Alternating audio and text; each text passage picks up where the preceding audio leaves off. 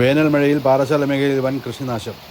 ഇന്നലെ ഇന്നുമായി പെയ്ത വേനൽ മഴയിലും കാറ്റിലും പെട്ട് പാറശാല പഞ്ചായത്തിലെ കരുമാനൂർ ഏലയിൽ വൻ കൃഷിനാശം.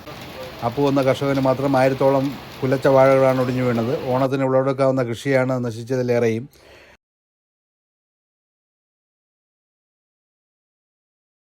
എൻ്റെ പേര് അപ്പു ജപമണി എന്നാണ്.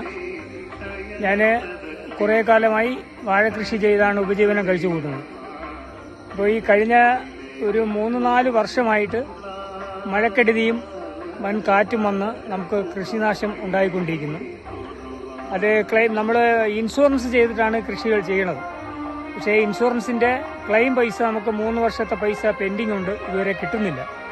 അങ്ങനെ ഇരിക്കുന്ന സാഹചര്യത്തിൽ വീണ്ടും കടമൊക്കെ മറിച്ചാണ് നമ്മൾ വീണ്ടും വയൽ പാട്ടത്തിനെടുത്ത് കൃഷി ചെയ്യുന്നത്. ഇപ്പോൾ തന്നെ ഈ കഴിഞ്ഞ ഇന്നലത്തെ കാറ്റിലും മഴയിലും ഒരു 1000-ഓളം മൂട് വാഴ എല്ലാം കുലച്ചതും കുലയ്ക്കാറായതും കുടം വന്നതുമായ ഓണപ്പരുവം വാഴയാണ്. ഓണത്തിന് ഞങ്ങൾക്ക് എന്തെങ്കിലും കിട്ടുമെന്ന് പ്രതീക്ഷിച്ചിരുന്ന ആ വാഴകളെല്ലാം കാറ്റ് വന്ന് കൊണ്ടുപോയി.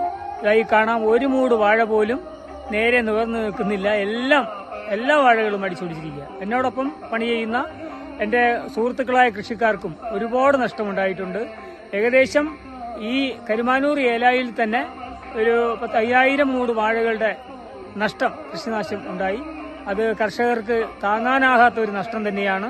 അത് ഗവൺമെന്റിൽ നിന്നും ഉടൻ തന്നെ അതിന് നടപടി ഉണ്ടായി ഈ പാവപ്പെട്ട കർഷകർക്ക് നഷ്ടപരിഹാരം എത്തിക്കുന്നതിനുള്ള സംവിധാനം ഒരുക്കണം എന്നുള്ളൊരു അഭ്യർത്ഥന ഒരു കർഷകൻ എന്നുള്ള നിലയിൽ എനിക്കുണ്ട്.